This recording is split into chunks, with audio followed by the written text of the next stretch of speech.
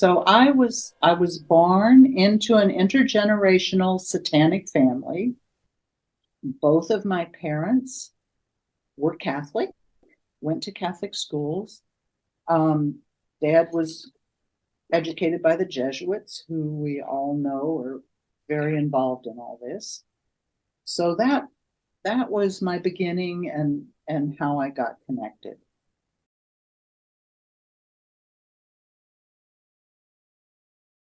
The earliest thing I remember is some what they call Disney programming. I was born in 48, so this was early 50s. I don't think that all that was um, they didn't have that programming together yet, but they were doing stuff with fairy tales. So I remember doing stuff with Hansel and Gretel and the witch and that kind of stuff. I don't have real clear memories of exactly what went on, but recently, as I'm trying to clear stuff and clear memories, I had this unusual experience of energy kind of coming up, moving into my eyeball, and then this reel of Disney characters, like as if I had been watching it just with my left eye. Not sure what to make of it, but I had that. And then probably a week previous, I had a very similar experience of this energy going into my eye. And then a reel like 8 millimeter where it keeps having light flashing of just image after image of death, poverty, hunger, all the worst stuff on the planet. And so that's my earliest memories. Another memory that I have is connected more with the MK Ultra stuff. I have memories of being on a gurney surrounded by dentists. I believe they were using me to demonstrate one of the patents in the MK Ultra patent book. This is a patent where they, I don't know if you can see it, but I'll try and get it close, where they put stuff in your teeth. It's like crystals and electronics. And the point is to connect the nerves of the teeth with the nerves of the face. And then they say that it's to improve your hearing, but I think it was used for something very different for me that has to do with a kind of nasty mind state that was installed. And then mostly within the cult, I was used as a sex slave. Early on, it was for child porn and just sex stuff with priests. When we moved to Lafayette, this first part was in Lake Charles. Then when we moved into Lafayette, because Dad was in the oil business, and it's kind of like the army, you get moved around a lot. Mostly, I was used as a sex slave, but I was also trained as an assassin. And I believe that the first time they sent me out on a job solo, which was, I think, my sophomore year in high school, that I simply didn't kill the guy. And so it's a lot of like mafia hits. It's very similar. So the fact that I didn't kill him made me untrustworthy within the cult and demoted my status. As a Black widow, and that's what you call someone who's both an assassin and a sex slave, I had some protection. No one outside of the cult knew what I was doing, what I was trained in, anything like that. The fact that I didn't kill the guy had the positive effect that it saved me, and I think it's why after I finished college they just kind of let me wander off, although they've been monitoring me ever since. But the other thing that it did was it meant that I was no longer protected. And so the last 2 years of high school, I was used in ways that were extremely degrading and that some people in my high school knew about. So it wasn't as secret as before. I didn't know anything about it myself, and the front part of me had no idea what was going on. But I can remember for those 2 years being totally paranoid every time I went to school. So some part of me knew what was going on.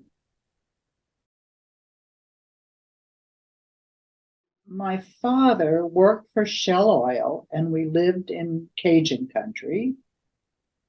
I was brought in through the Catholic Church.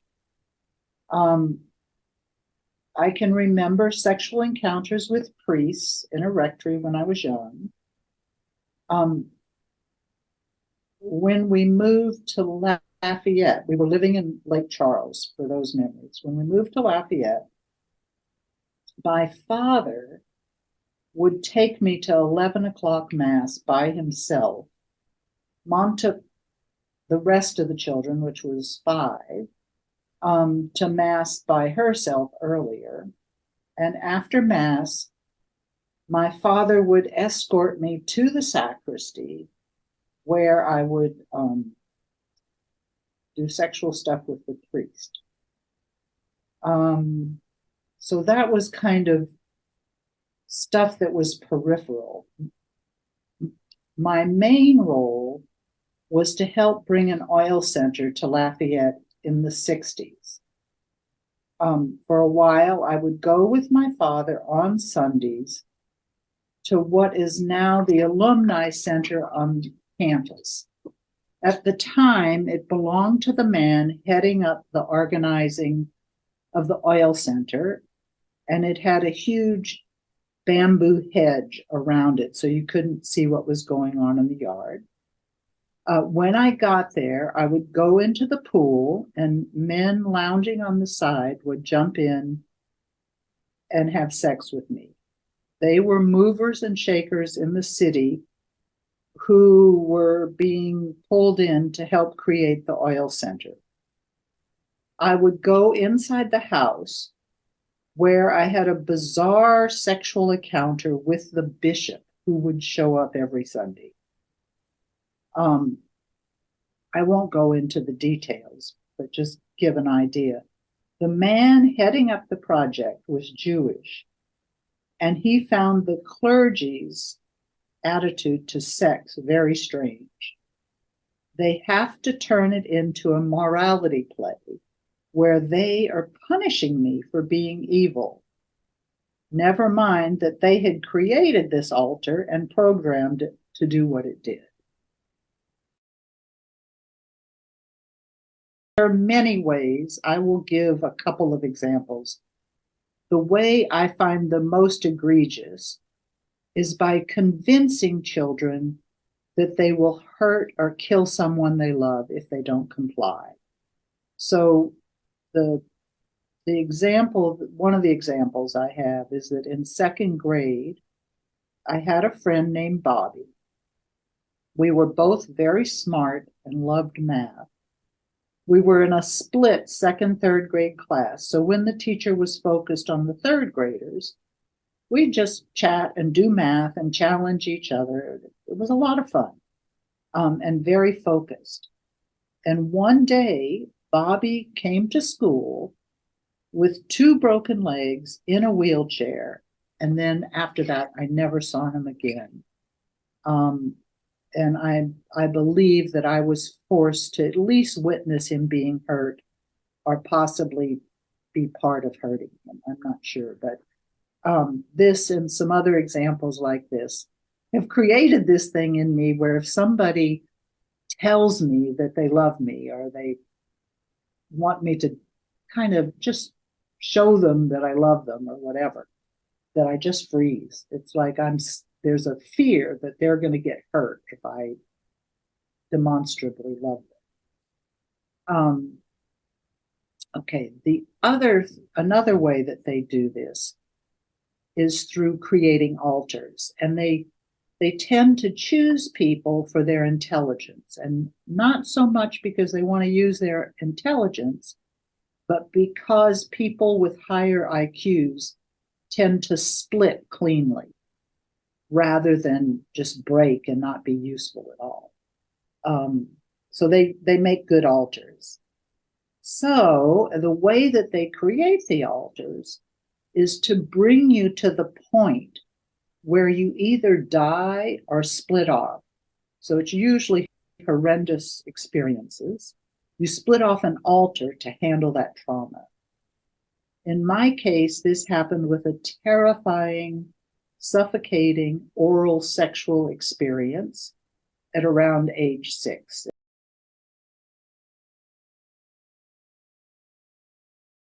The one that I remember as being the hardest or the most painful is some sexual stuff that they did through anal pain that was so bad that I passed out, and then I kind of went into an altar that was in a state of animal, like an animal in heat.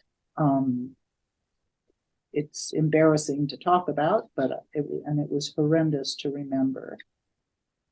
The other memory that I want to talk about is it was not that horrendous for me physically. It was more emotionally. And I've spent a lot of time investigating it. It came up one day when I was in a 10-day retreat, and you just get very calm and then things open up. So the scene opens. I'm 8 years old, naked, standing in a circle of dirt that's been cleared with a little chain around my ankle, and then that chain is staked into the ground.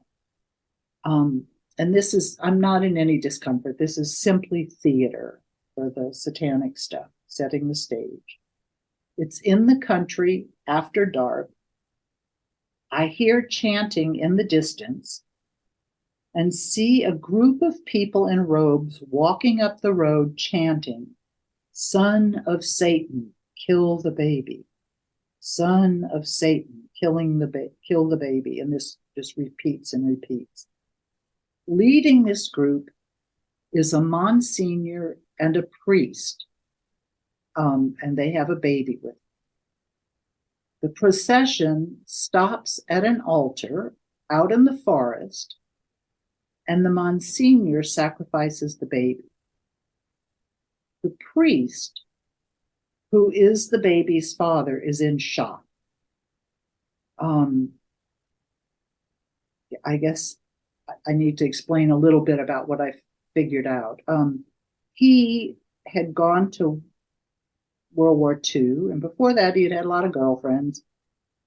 And he had, during the war, decided he needed to become a priest. He went to the seminary in New Jersey so that he wouldn't be near family and all these old girlfriends. But when he came to ordination, he went home to get ordained.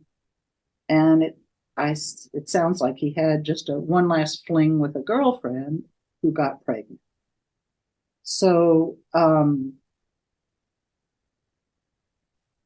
about 8 months later, he comes back for a visit. And in his obituary, it said that he went to the orphanage every day. Well, the orphanage also happened to be a home for unwed mothers, and where this woman was, who was going to have his baby. They were told to take the baby to this Monsignor, that he would find a good home for the baby, and then they would just both go on with their lives. So after delivering the baby to the Monsignor, the woman was sent on her way, and the Monsignor invited the priest to this gathering. It was supposed to be his initiation into the cult. And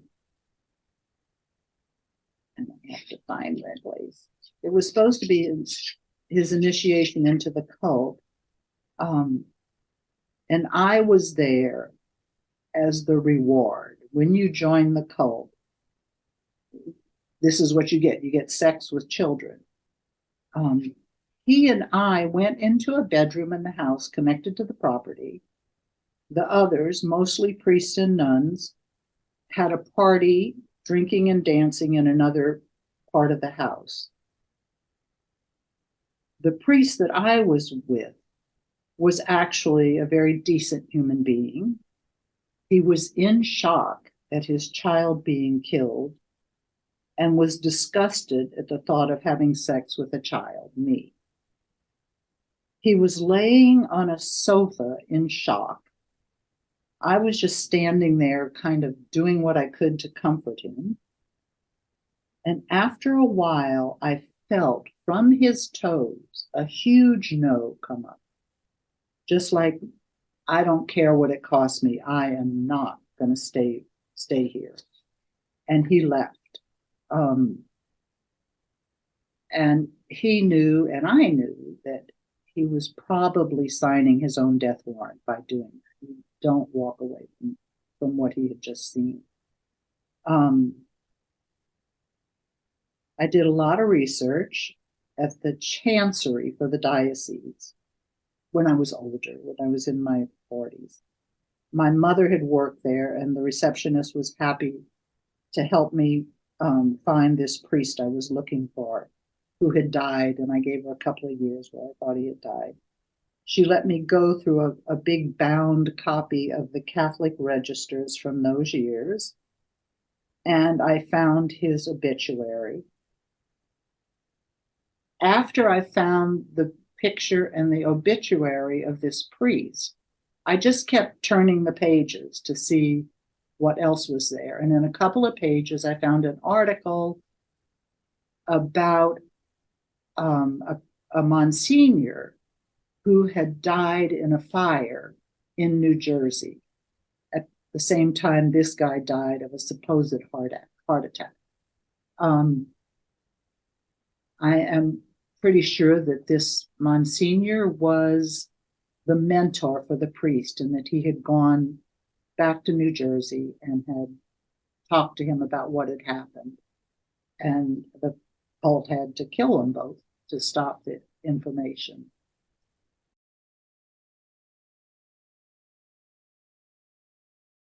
So I have a few messages. One is for Catholics. The problem with pedophile priests is created by the church. That's probably most of these priests have been involved in Satanism, were molested as children, and are just, whether they're aware of being involved or not, some are, some aren't, they're just repeating what happened. And the church has to protect them, because if it lets them go and they report on what's happening, that's the end of the church. If people find out that Satanism is rampant in the Catholic Church. The next is just in general that I've kept running as I tried to tell people this, that they really don't want to hear it. They think it's just something that happens, a little bit, and that it's probably in those other neighborhoods on the other side of the tracks. And the fact of the matter is that it's everywhere, and it's happening mostly in the elite circles, our government, our church leaders, and corporations, big corporations. All the people at the head of those things are usually Satanists. And so it's very important for our culture, for our world, that this be exposed and stopped. It is what is making things so dark on this planet. There's actually a section of our government which has gone rogue, which was, I'm sure somebody's already talked about this, but Project Paperclip, where they brought over all the Nazis and put them into the OSS, which became the CIA. And they're the ones who did the mind control. They're the ones who are doing most of the stuff that is really repulsive at the moment.